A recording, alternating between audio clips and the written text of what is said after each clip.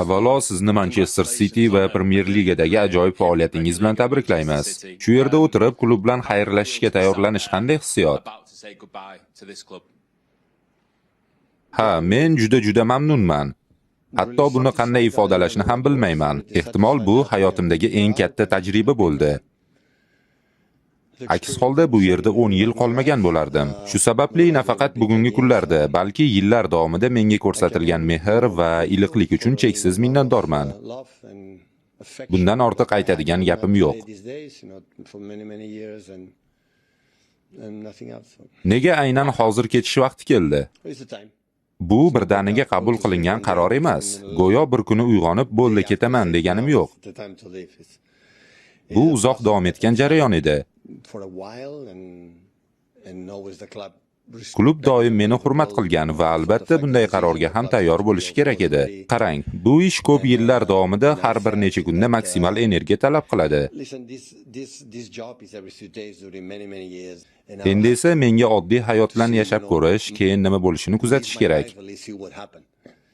10 yil bu juda katta vaqt. Menimcha klubga yangi murabbiy va yangi energiya kerak.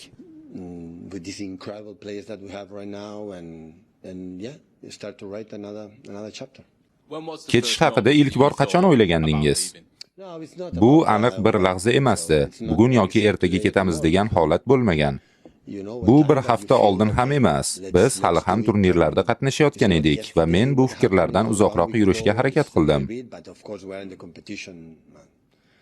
Chunki futbolchilar men bilan bo'lishi, men esa ular bilan birga bo'lishim kerak edi. Ammo barcha maqsadlarga erishilgach va kurashadigan hech narsa qolmagach, men shunday dedim.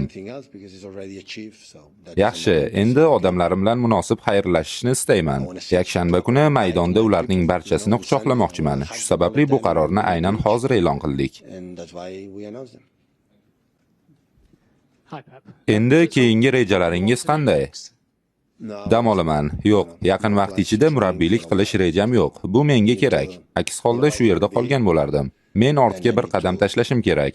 Bir muddat murabbiylik qilmayman.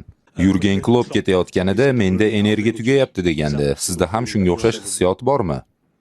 Albatta, hammasi juda oddiy. Men har 3 kunda kerak bo'ladigan energiya endi menda qolmaganini his qilyapman.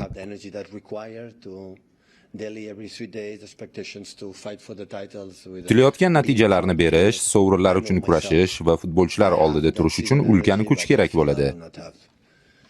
Men o'zimni yaxshi bilaman.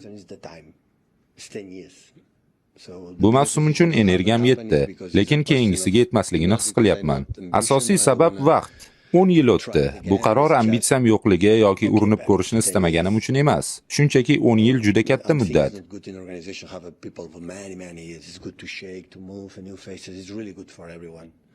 Menimcha bir xil insonlarning tashkilotda juda uzoq qolishi har doim ham foydali emas. Ba'zan yangilanish, yangi yulduzlar va yangi harakat kerak bo'ladi. Bu hammaga foyda beradi. Agar meni ishdan bo'shatishmaganida ham balki qolardim, lekin menimcha aynan hozir ideal vaqt. Va bu mavsumni oddiy deb qabul qilmang. Bu ajoyib mavsum bo'ldi. Arsenal bilan so'nggi lahzagacha chempionlik uchun kurashdik. Angliyadagi 3 ta turnirdan 2tasida g'alaba qozondik.